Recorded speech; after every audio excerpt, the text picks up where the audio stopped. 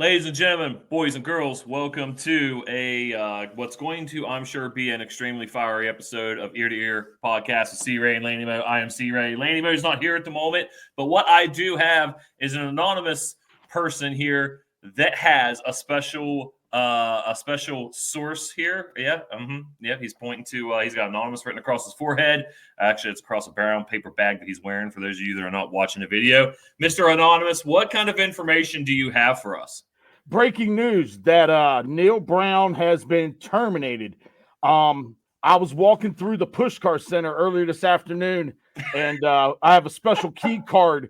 I have a special key card where I can go in there at any time.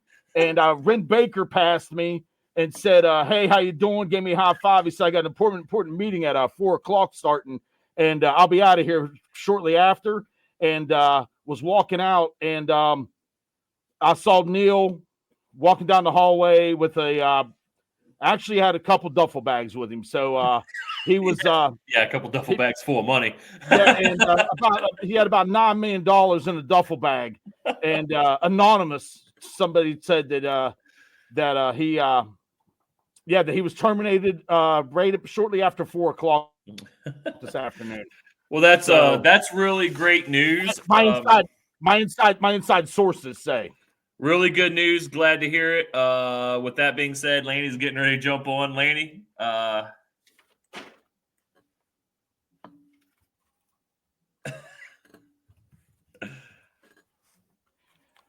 what's up? Yeah, there he is. Yeah, welcome back here. I mean, what a ridiculous thing. Man, some guy just ran in my house with a brown paper bag on his head that said anonymous and said he had breaking news. I don't know what's going on. C. Ray, what's the breaking news, buddy? We're gonna lose followers over this. But yeah, you know what, everybody, it's that's it. I mean, Neal Brown is gone. He's fired. He's been let go. Are you serious? I'm just finding this out from you. Oh, for fuck's sake! So it's not anonymous. It's not anonymous. No, it's official. It is done, and which brings me to an interesting thing. Before we get into all of this, before we get into our thoughts about it and who we might want to replace him, before we get even into the embarrassing discussion of Texas Tech yesterday, he called it an ass whooping, is what he called it. I mean, it was something. I have a special segment that I like to call Laney's Public Apology. For those it's not an apology. For those of you that have been paying attention, Laney constantly says that WVU does not pay coaches to go away, and we just paid a coach to go away. I got proven wrong, and I'm fine with that. I'm fine with that. I mean, I'm not apologizing for it. So, but I got proven wrong, and I got, and I'm great with that. My main thing with this is you finally showed that you have a pair of Ren Baker to do something. Now you go get your coach, and we got to deal with it. We got to deal with who you hire now, whether it works out or not. The people are getting what they want as far as, all the complaining, all the moaning that Neal Brown has not done his job. And I openly said, I'm just a believer in if you don't do your job, you deserve to get fired. Well, Ren, go find your guy now. And now it's on you and him. Yep. I mean, and that's a really great point, that this is what people have been clamoring for some people for a few years, some people hardcore for half of this year. Unfortunately, there's a couple people I've seen online that still think he should. Somebody posted that we need to keep Neal and get rid of all the assistants. I mean, there are a couple people that still think he should be here. I don't know why. I don't know how. I was there week about right after Pitt into the following week. I was there. Yeah. So I've walked into his footsteps before. Yeah. So I finally had enough. At this point, where we are now, I don't know how you still think he could possibly be the guy, because there are some people out there. I got one that said we'll be back here in 3 years. I said, you don't even know who we're going to hire. How do you know that? And he said, just wait. He said, this is a bad move. I don't understand that. I don't understand how at this point you could possibly think that. Before we get too deep into anything else, Ren Baker put out a statement. And it reads, Coach Brown is a great person. He has served as a tremendous ambassador for West Virginia University. He led our story program with class and integrity, but not with winning. And always put in the hard work necessary to allow for success. We are grateful to Neal, his wife, Brooke, and their children for their contribution to our university, community, and state, and we wish them the very best in their next endeavor. And the thing here to remember is, and I'm sure a lot of people will agree with me on this, Neal Brown seems, I don't know him personally, seems like a nice guy. He does. And I don't hate him as a person. I hate him as a football coach. I'm sorry. That's just is what it is. And I posted something on one of the boards that I'm on, and a lot of people, I talked to a lot of people about this. I think I finally figured out his issue, and he never got over the G5 mindset of college football. And what I mean by that is, how many times in post pressers did we hear we were right there in it to the end? We made a comeback. We stuck with these guys. We fought hard. When you're a G5 school and you go into LSU and you hang with them until the fourth quarter, that's a good sign. When you're a G5 school and you roll into Auburn and you hang with them and almost beat them or do beat them, he beat one of them, I don't remember which, that's a really good sign. So when you're a G5 school playing a Power 4, playing all these big name schools, and you can hang with them and you're in it till the end and you're right there until the buzzer goes zero, that's a big deal for a G5 school. He never got out of that into the fact of you're at a Power 4 school and you're playing other big name schools every single week. And it's like he came in and wanted to trust the climb. He wanted us to climb with him to a place where we've already been. You know what I mean? He comes in and says, hey, we're gonna climb to this place of beating ranked teams. We've beat ranked teams with all our coaches in the past. And it's almost like it's a G5. I think it's just a G5 way. It's a G5 attitude. And I don't know, maybe yesterday was the final nail in the coffin. Maybe the nail was in the coffin a few weeks ago at Baylor. But Texas Tech yesterday was nasty. My number one thing is don't replace Neal Brown with Neal Brown. Exactly. That's my number one thing. If you go out here to replace, you go get you a coach that you truly believe in as a program builder. The next, because you replace him with a guy that's going to come in here. What are you expecting? If you're expecting, 8 to 9 wins a year, you're kind of getting the same Neal Brown, but you need to replace him with somebody that's going to take this to the next level and bring back the I'm gonna say the good old days, because the good old days, they weren't very long. Let's be real. And how many 10-win seasons has West Virginia actually ever had? I don't know right off the top of my head. But if I'm saying, let's go get that person that you think can come in here and win the big, truly put you in the Big 12 championship year after year, and in the national playoff year after year is who you go after. My thing is, I would rather have a Power 4 offensive coordinator than a G5 head coach. I don't think going into the G5 and getting another quote unquote up and comer. I don't know. I don't know if that's the thing to do. I guess it's hard to say 110% that's not going to work, because I guess it could work. There have been G5 coaches that have been brought up to the quote-unquote big league here and have been successful. But I think being burnt as much as we have on the Neal Brown experiment, my first initial reaction is I would rather have a Power 4 coordinator that has a heavy Power 4 resume in relevant positions. I don't mean somebody that's been a GA at 4 different Power 4 schools. I mean somebody that's been a coordinator for quite a while, is looking for their break as a head coach. I would rather have that person than I would a G5 head coach that has won, had winning seasons in the last 4 G5 schedules. Well, did you hear the other breaking news? Not breaking news, but Gus Malzahn at UCF stepped aside as a power. You know what I'm saying, as a power Yeah, head he's coach, going to he SCU or FSU to be their should be their OC. coordinator. Yeah, Yeah, and because he realized, like, you know what, the head coaching just might not be for me, you know, and or he saw the writing on the wall there, but something. And Neal Brown to UCF confirmed. no, Neal Brown will probably go to UMass. That's my assumption. I think there's there's a heavy rumor of that right now. Well, Yeah, you know what I'm saying, I think there's a little gasoline on that fire now, you know, to go there. He has a job, you know. Neal Brown's not going to have a problem getting another job. No. I mean, we're not, you know, and that's the thing. Whether it's an OC somewhere or you know what I'm saying, his next job at that level of a head coach, but that's where everybody thinks he belongs at. That type of school, doing that kind of job, right. You know. But who do you we all heard the list. The list has been out there. Well, who C-Ray, who do you think has gotten a phone call by now, and who do you think is getting the phone call to come interview?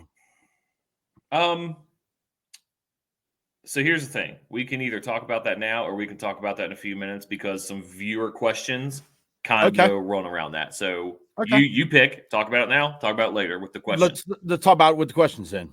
Okay, we'll do that in a few then. So to wrap up our first segment there, Neal Brown gone, not the coach at West Virginia University anymore. We're moving into a new era. We don't know who's going to be at the head of it, but in all sincerity, as much as I dislike the guy as our coach, I wish him the best. I don't, he's going to find another job. He's going to find another job, and that's what I explained to people. He'll be fine. He'll be fine. He will be fine, people. Yeah. He will be fine. Yeah. And that's what I explained to people, and they said, we can't afford it. The number one thing that I've told people is his buyout says $9 million. It's never going to be that because he'll get a job that either offsets part of that or he'll negotiate a lower amount for a lump sum buyout. It was never going to be that. So, and my thing is to the people who said, I'm shocked we pulled the trigger. That's where I'm at because I never thought that we would pull the trigger and fire a coach, truthfully. And you know, I'm in pure shock of that. But to those who said West Virginia doesn't have the money to, you're absolutely ridiculous. You don't make a contract unless you have the money. There's a difference in having the money and not wanting to pay said money. Right. The money was there. You just don't want to come off of it. That's, you know, believe me, I got money that I don't want to spend, you know, but sometimes you have to. And that's what they did. They had to spend the money because how much more can you take of this product that you can't sell? Neal Brown had a product that he couldn't sell. Facts. Right. Yeah. No, that's 100% true. And you're right. And it's like I said it, I probably said it last year. You don't make contracts like this unless you have the money sitting somewhere or you know exactly where that money is going to come from if and when you need it. And in this case, the donors, obviously, right? So, but let's move on from that for a couple minutes. We can talk about our disgusting game at Texas Tech yesterday. Was not good. Kind of was exactly what you and I thought it was going to be. Taken to the shed. And then the second string took us to the shed. You know, I mean, it was just a bad day. We take that final loss of the regular season, 52-15. And had Tech not put their second stringers in after halftime, they may have dropped 80 on us. They could have. They could have. They very well could have scored any possession they wanted to. Yeah. That game could have been completely out of control and really embarrassing. You know, seriously, 74-10. Yeah. You know? The fact, dude, at one time it was 42-3. And you know what's really depressing? They go for a 2-point conversion just so they can get back on even sevens. That you know what I mean? Like, how nasty is that? That's nasty. That's disrespect right there is what that is. And I'll tell you how much ridiculous the WVU got during that game. We score and go for two on a day. You throw a lineman screen. Are you? Did you remember that? I forgot about that, dude. I forgot about that. Oh my God. You're getting your ass whooped so bad. You're getting your ass whooped so bad that you got a senior offensive lineman that's going to the NFL. You're going to say, I'm going to give him a chance to score a tutty, or go in for the end zone, go into the end zone. God. Oh that's my God. Yeah. That's how ridiculous that game got. Yeah. For real. Yeah. I mean, it was really unfortunate. Green went 29-39 for 265, 1 touchdown, 2 picks. And honestly, that stat line for him doesn't even tell the story of the game. He was bad. You look at it and like, 29 for 39, that's a pretty good percentage. And and he threw a touchdown for 265 yards. A lot of that came against second string, against Texas Tech second string defense. Get this, dude. This Barron. And you're in the process of your ass whooping. And you're in the process of your ass whooping, and come out in the second half, and you decide once you're down 42-3, you put Nico and Green in at the same time and run a freaking, oh my God, what a yeah. And Nico limps off the field. He was on crutches when they left the stadium. That's okay, because his ass gonna be in a transfer portal here in about 9 days. So that's probably true. Yeah. Yeah. Now here's something depressing. Baron Morton, Texas Tech quarterback, goes 28-41, 2 touchdowns for 359 yards in the air. 359. I was told when I said that he was going to throw for 300, I was told by friends and some people in text messages, "You're freaking nuts. He's not that good." I said, He's number 3 in the conference, first off. Second, they're not world beaters right now. He's good enough. He's going to pick our nasty secondary apart. And he did. 359 yards. It's not that he's not that good. It's the fact of we are that bad. No, but it's a mixture of the two for him, because he's not a bad quarterback. He's 3rd in the conference. He's number 3 out of 16 schools.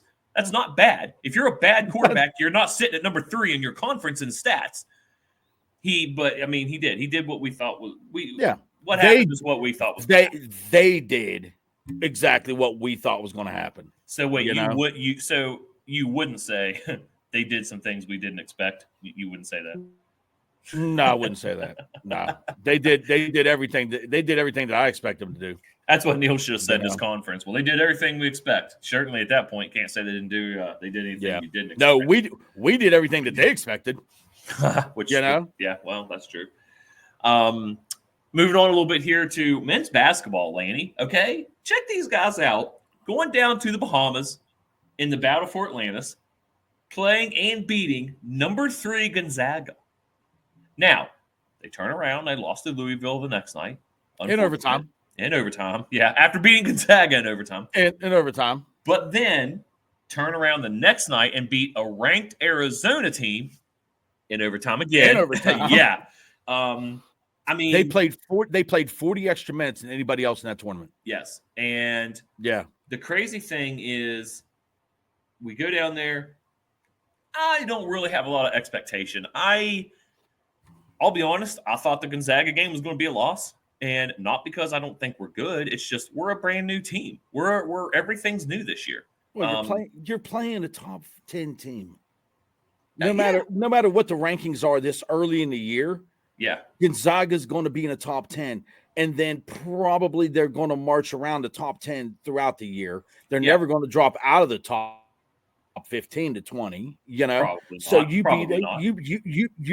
beat a very, very good, solid team. Darian DeVries has done something that no other coach at WVU has done, and that is beat Gonzaga. We were 0-5 against them going into that game, and I was extremely surprised.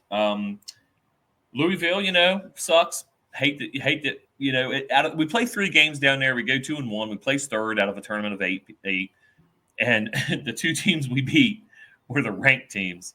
Mm-hmm. We lost to the freaking unranked team, But I'm excited about the basketball team this year, and it's not because I think we're gonna.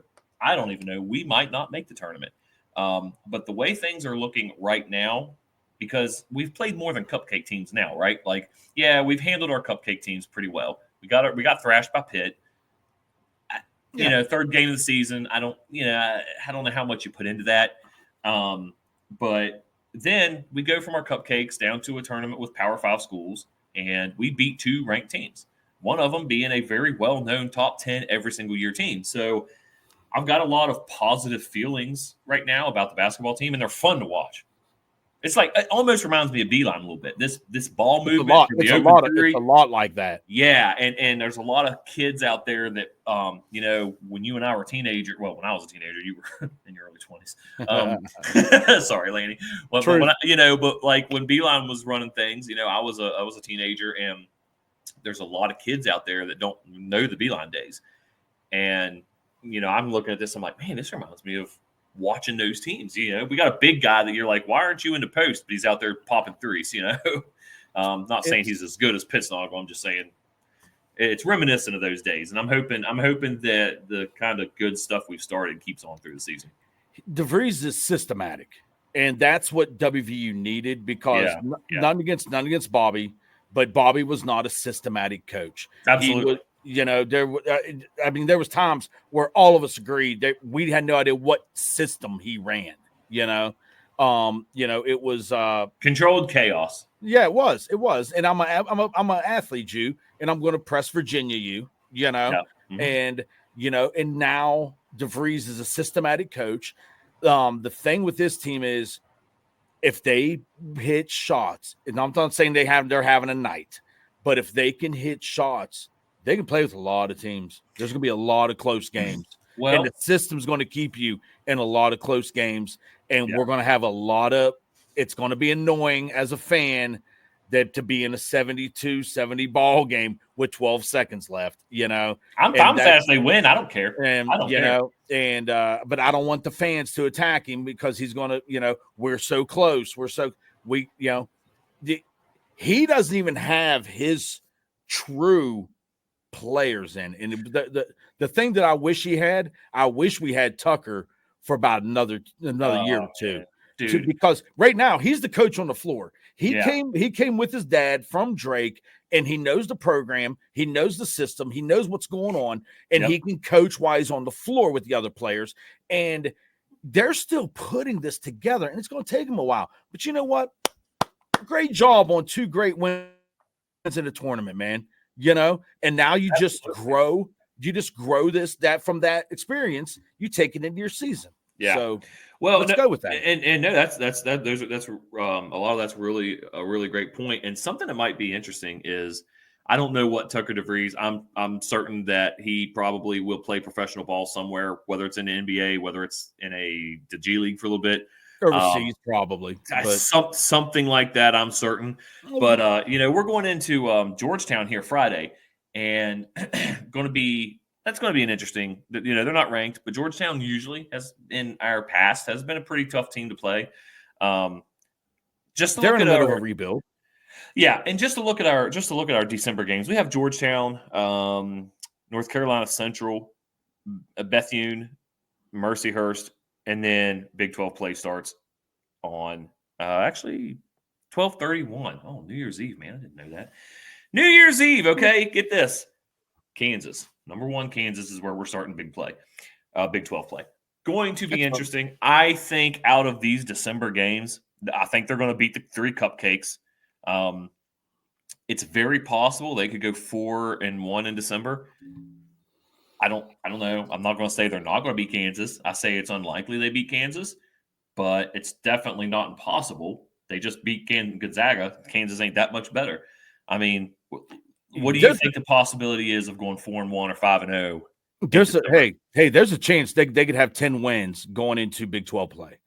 And then you're talking, you got your Big 12 play. So, and that's murderer's row. Every night in the Big 12 is a rough, it's nasty. It's not a good time. It's not a good time. Right. But the thing is, I'm not, you're talking, it seems like I don't have it in front of me, 7 teams ranked in the top 25, in the Big 12. Big 12. I can tell you, man. I mean, it's, so if he can, if they can somehow get to, I'm going to say 17 wins, and then, win a game or whatever in the Big 12 tournament, this team might go dancing, Yeah. but it's tough. This league is tough on each other, man. Every night it's a beating. It's a gauntlet that you got to run through with the schedule in this league. It's a number you're playing in the number one conference in college basketball. The Right ACC wants that. Yeah. Yeah, the ACC ain't got it. Right now? No, the now, ACC wants that title, but we got it. We got it in the Big 12. Right now, we have 6 teams that are ranked. So that's almost half the conference is ranked. It is a tough league. But you're right though. I think 5 games in December, 3 of them should be automatic wins with the way we're playing right now. Georgetown, I say Georgetown's a pretty likely win. Kansas kind of a 50-50. I mean, I would probably change my expectations a little bit if we come out of December 5-0. I can't call Kansas a 50-50 game. No way in hell. You don't think so? No. Well, wait a minute. Hold on. In hell, you cannot call them a 50. Is it Dude, home that's or the away? number. That's a top 5 team in the nation. Get out of here. I ain't worried about that. You can't. I ain't worried about it. I'm on the DeVries train, baby. I ain't worried about it. Listen, we just beat Gonzaga. We just beat number 3 Gonzaga, boys. Yeah, you jump on the train, son. I'm going to tell you why. Kansas. Okay, well, it's away. All right, never mind. I'm still on the train. I'm still on the train. I'm still on the train, but maybe I'm sitting in the back of the train right now. I'm not quite there. You know, I'm in the ticket booth and at the train station. But you know what? I don't have very high expectations, of this team. But I like to see him I love him to go on a run. I think the capability's there. Yeah. But you got to this was where the grueling part is about to come to fruition with everything. It's about to get real. It's year 0, right? Yeah, it is. And guess what? When Neal Brown was hired here, I had 0 expectations his first year. I mean, it's not fair in my opinion. And a lot of people are starting to change their thoughts on this a little bit because a lot of people are saying, well, you have the transfer portal, you have NIL, you should be able to rebuild the first year. I don't know about the first year. I think in this day and age of sports now, the first 3 years are pretty telling on whether or not somebody's going to be able to do something because you're right. A lot of these people are right with one thing. I don't think that in the first year you're going to be able to make much of a difference depending on how long a coach is there. I think if a coach is there long enough, maybe you can get into the portal. Maybe you can get enough players and get a system in. I think expectations should be held to a minimum on the first year. Years 2 and 3, year 3, we should be seeing something, and I think we will. You have to see the growth. Exactly. You have to see it. Exactly. Yes. Women's basketball. All right. I don't know if you paid attention. They beat Boise 1,000,000 to 6. 7. Might as well have been. Yeah. 82-47. Dude, these women do what they want on the court. I mean, it's like I think they could close their eyes and throw the ball around and probably beat some of the teams they're playing. Well, you're playing the Sisters of the Blind too. They are, but there's something to be said about beating those teams that badly. Because that's what you're supposed to do. Yes, exactly. I mean, now they have an interesting. They do have some legitimate games coming up, I guess. They play Colorado on the 21st. I think that's probably they play Temple, but I don't think Temple has anything for them. I don't know, man. Like I'm looking at their schedule. Colorado is when they open Big 12 play. Our girls are, hey, buddy, they're top. They're pushing to be in the top 10, which they're legit. Amazing. It's amazing. So congratulations to Kellogg. And year 1, he took them into the dance, and they made a little noise. Yep. Caitlin Clark, and he beat on him pretty good. And so then next thing they year 2 now, he's got him on the cusp of being a top 10 team, and you can see growth. And that's exactly what you have to do with that and that's what you want as a fan. You want to see growth out of your coach and out of your team. So great job. Well, yes, absolutely. Great job to the women. And I hope they keep rolling like this all year. I mean, it's fun to watch them. I mean, I watched a little bit of it yesterday. And it's like, They do what they want. They do what they want. That's all there is to it. Well, ladies, some fun stuff coming up, man. Let's move into some viewer questions here. Yes, sir. For you guys that have not seen us do this yet, I have a little bit of an unfair advantage. I know what the questions are because I'm taking them in and everything, but I like to spring them on Lanny without giving him any kind of notice so he can see what. No, he's putting his brown bag back on. Anonymous is back. Let's see here. What we got? We got a few of them. God, where do we want to start? Let's start this one since it's kind of already happened. Somebody said you can ask anything. I'm anonymous. Ask anything. At the end of the game yesterday, they posted this question, but I'm going to answer it anyway because of my feelings before the game yesterday. Somebody said, "Does your crystal ball see Neal no longer at WVU?"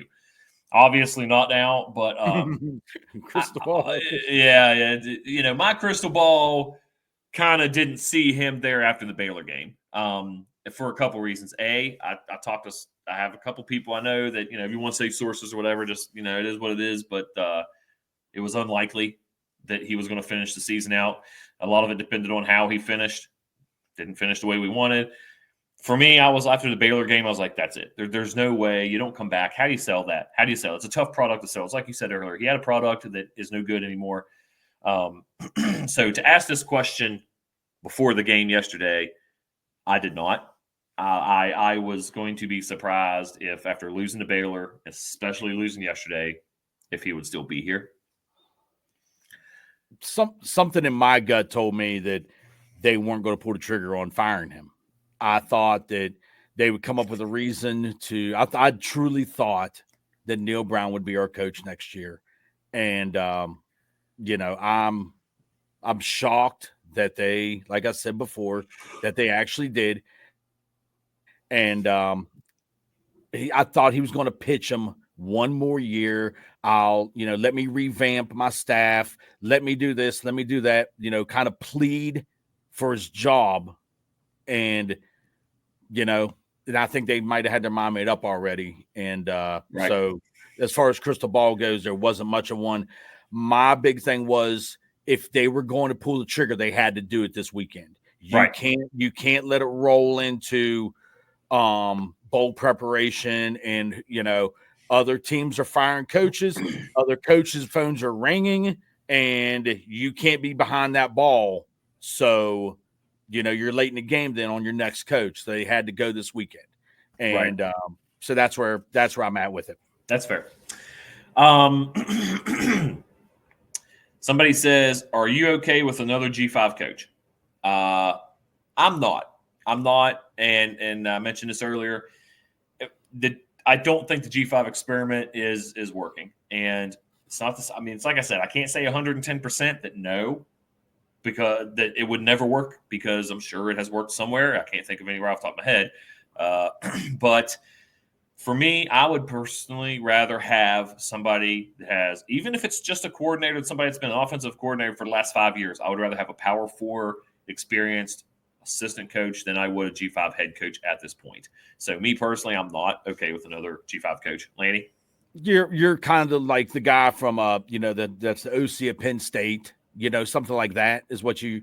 Yeah, I'm not good with I don't want the Coastal Carolina or the somebody that's coached.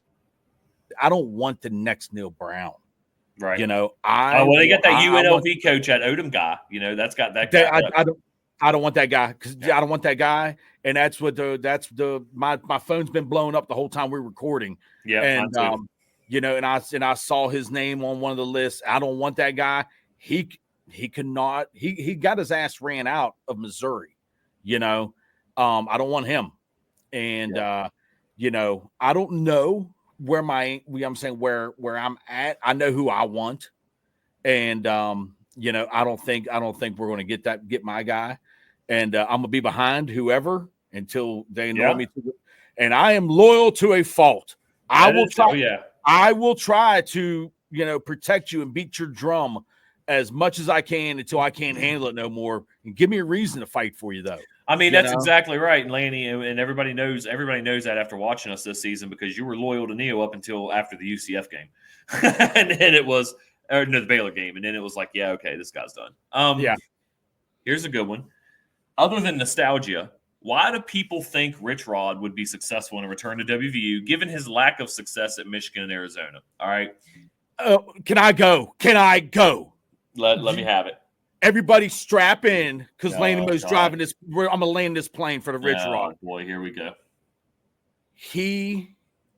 It's the way that he left WVU. The fact of the matter is, you can go do with your conspiracy theory that he tossed the, you know what I'm saying, that he tossed the Pitt game, that he knew he was leaving, whatever. Here's my thing. He left. Obviously, his ass left.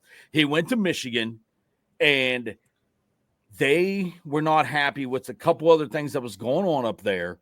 And don't interrupt. No, hold on.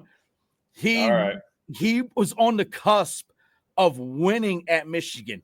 They fired him, and his dumbass, lame-ass offensive line coach changed nothing. Brady Hoke came in, changed nothing. And they win the Big Ten. They win the Big Ten, and then when he would have won a national championship at Michigan in year 4. He was 15-22 in his first 3 years. And dude, let's be real. They won with his players, with his scheme. He just wasn't there. And then he had nowhere else to go. Honestly, and Arizona came knocking, and he thought, why not? I need a coach. I need to go coach. He went to Arizona, and that was not a good fit. It wasn't a good mix. Arizona was a bad decision on his behalf to even go there. And but not for football, but because he can't keep his pecker out of his assistants. Well, it is what it is. I mean, look, he goes 8-5. He goes 8-5. He goes 8-5, 8-5, 10-4, 7-6, 3-9, 7-6 at Arizona for 43-35. I would argue that his first 3 years at Arizona were 20 times better than his first 3 years at Michigan. Now, do you blame that on Big Ten versus Pac-12? Because if you do, then Big 12 or not. I'm sorry, Pac-12. Yeah, Pac-12. Okay, fine. If you're going to use that logic, then you have to apply it here. Pac-12 versus Big 12. And this is where my answer comes in. I don't think he is going to. A lot of people think he's going to come in here. He'd light it up. He would light it up. Full crap. You're so full of crap. There's no effing way. And I'm going to tell you why. I'll tell you why. Yeah. People think he's going to come in here and pick up where he left off. And that's not going to happen. Immediately. He came in here. He's a winner. He's won everywhere he's went. He's going to win. He caught 2 generational players on the team at the same time with a conference that was sloppy at best with football and had a system that nobody else in the freaking world knew anything about. This conference still isn't that great.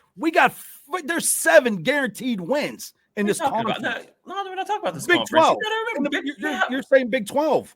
No, I said I was talking about when he was in the Big East. I'm talking you put his ass in the Big 12. No. And you're only going to play on scheduling wise, unless you get a bad schedule and you play the badasses of the Big 12, you should honestly, be picked in the middle. And buddy, I'm telling you right now, he would light up. I'm not done. He still can't. I'm not done. Okay. What I was saying, 2 generational players. I'm mad at you. A conference in the Big East that, football was what it was, with a system that nobody knew how to figure out and nobody knew anything about. Now, every damn school has some version of Rich Rod's offense. So that cat is out of the bag, not really going to help him anymore. Okay, yeah, he's doing great down there at Jackson State. He is. But guess what? That's not Power 4. I just don't see it. Believe me, I think everybody's holding on. Everybody's holding on to the good old days. No, I'm not. Everybody's holding on. And you got some of these people that are saying, well, I don't want him back because of how he left. I don't give a crap about how he left. The one thing people have to remember about how Rich Rod left is 20 years ago. It's the 20 school, minus that. It's not even about time. The administration at the time didn't want to give him what we needed to stay relevant. You're exactly right about that. He saw something coming, and he told the president and AD, hey, if we want to stay and keep up and keep relevant in football, this is what we need to do. They told him, F off. We're not putting that kind of investment into this. Okay? So, all right, fine. Michigan, obviously all about building their football. I don't blame him. He took a job. He took a job that bettered himself. I'll never fault anybody for doing that, okay? Mm-hmm. But I don't think he's going to walk up in here with the state of West Virginia like it is. I don't know. The first couple of years, I'm sure he's probably not going to light it up. I don't think he's ever going to get to a point where he's not going to bring West Virginia back to the success that they had under him the first time. I just don't think it's going to happen. He knows where he's at. Believe me, he's in that, I don't know their division, Power 4, whatever the hell it's called, but he's winning there, running his same old system that everybody else knows what's coming, and he's winning there. And he comes here and he can go pitch it to the best athletes in the portal saying, one and done. Come here, one and done. You can be my next Slayton. You can be my next 1-2 years and walk out of here, And I think he can bring that. That's where I'm at. Yeah, you're full of crap. Yeah. So okay. All right. Moving on to the next question. Yep. Which, kind of a self-explanatory question after we just had this conversation. Jimbo or Rich Rod, who y'all picking? I'm going to Jimbo, man. I'm picking Jimbo. Everyone gives him crap for Texas A&M, and I get it. He had the best athletes, but he was playing. He got fired for being 20 games above 500 in the hardest division of the hardest conference of college football. Okay, he was playing Alabama every year. He was playing Auburn every year. He was playing LSU or Georgia, one of them two every year, and the other one every other year, and Tennessee every other year. And guess who else gets the best athletes in the country? Okay, yeah, he had the number one rated. I'm having class. Thank you. I don't freaking right there. Had the number one class his last year there, and he didn't accomplish much. He had one bad year, and they fired him for it. Okay, after having 5 years of 20 games above 500, 3 major bowl wins, he won a natty at Florida State. Did he win that natty with the players before him? Yes, he did. But guess what? He still had to run his scheme, his plays, his system to win those games. Okay, so if I'm picking between the two, I'm going Jimbo. So they fired Jimbo and gave him a suitcase with $75 million overtime to go away. Right. They hired Duke Elko, Duke's former head coach, Mike Elko, to come coach Texas A&M. Right. He just went 8-4. So in his first year, I love the fact I've never, to me, Texas A&M has never been relevant anyway, except for the Johnny Manziel experience, but talk about throwing money away. Mike Elko, the best he's going to do with the bullies that he's in the conference with, he's going to be lucky to go 8-4. That's his ceiling, 9-3 every year, and they should have never fired Jimbo to begin with. So if West Virginia, if they do go the Jimbo route, I'm good with that. I'm good with the Jimbo experience because you know what I'm going to say? Prove me wrong. I don't think he's that great of a coach. Well, but his record is phenomenal. I get it. He's got a national championship ring. I get it. I don't know if he can bring that to WVU and win here. I don't know.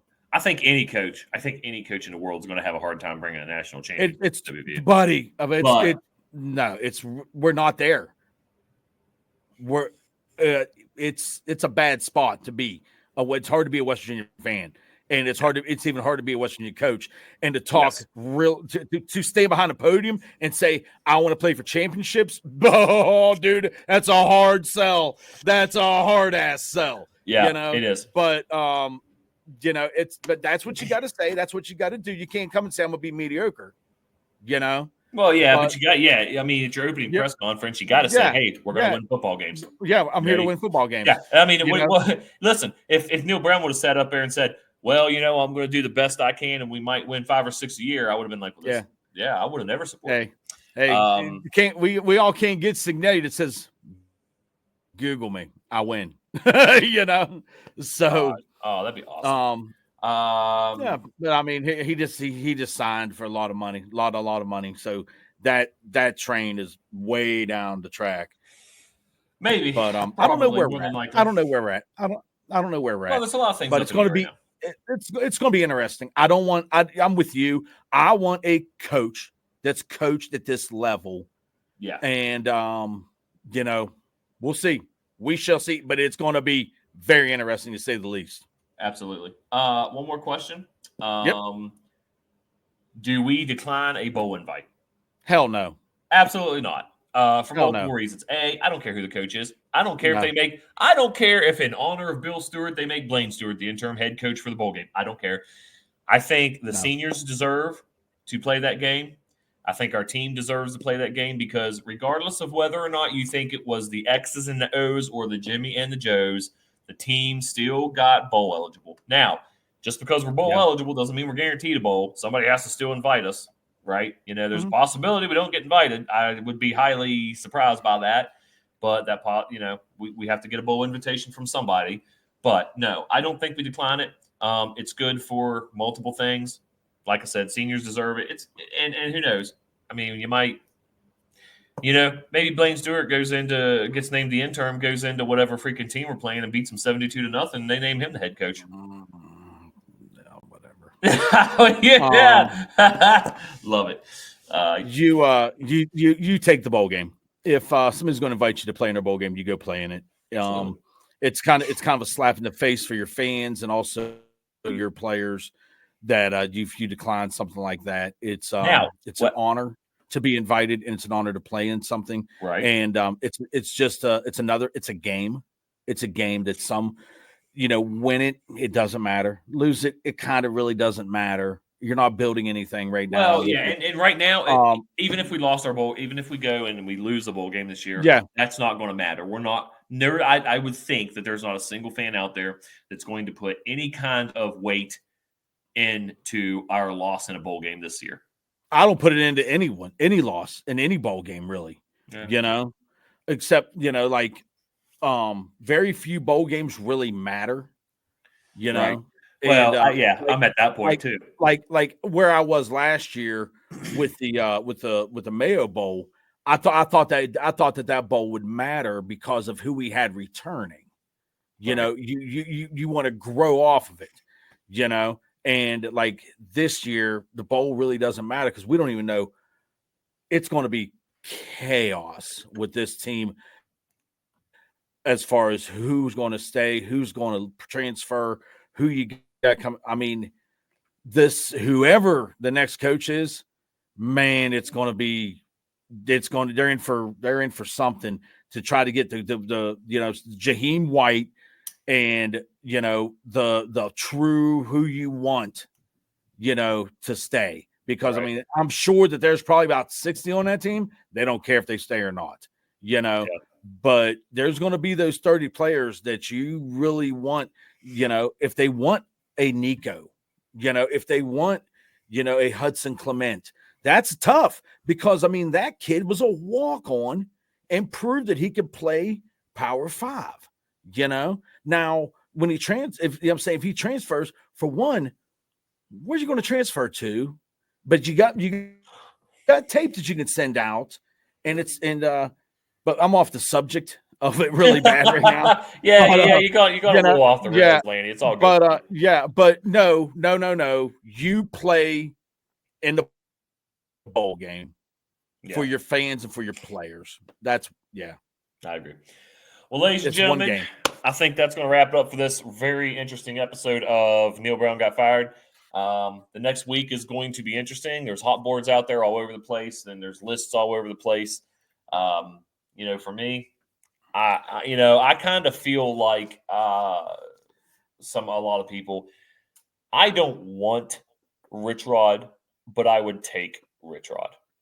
All right. Like I don't have any excitement about him coming back here, but I would certainly take that over where we are now. But if Rich Rod came back, would you buy season tickets next year? yes.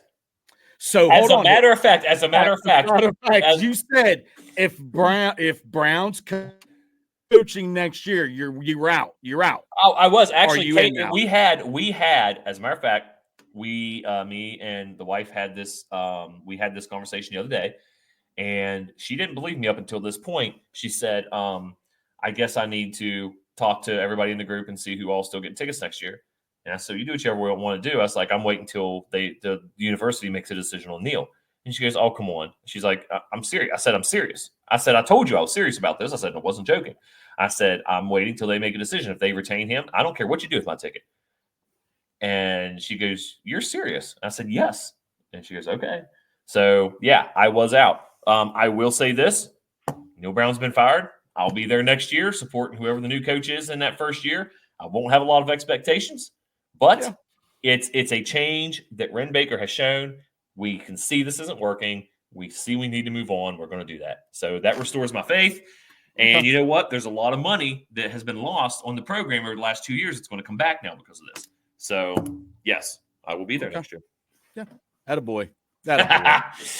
All righty, ladies and gentlemen. Thank you guys, all y'all, for tuning in. We appreciate you guys. You know where to find us everywhere and everything. Give us some likes and subscribes, all that good crap. And everybody have a good week. I hope we kept you entertained from me and Anonymous and C-Ray from ear to ear. Let's go.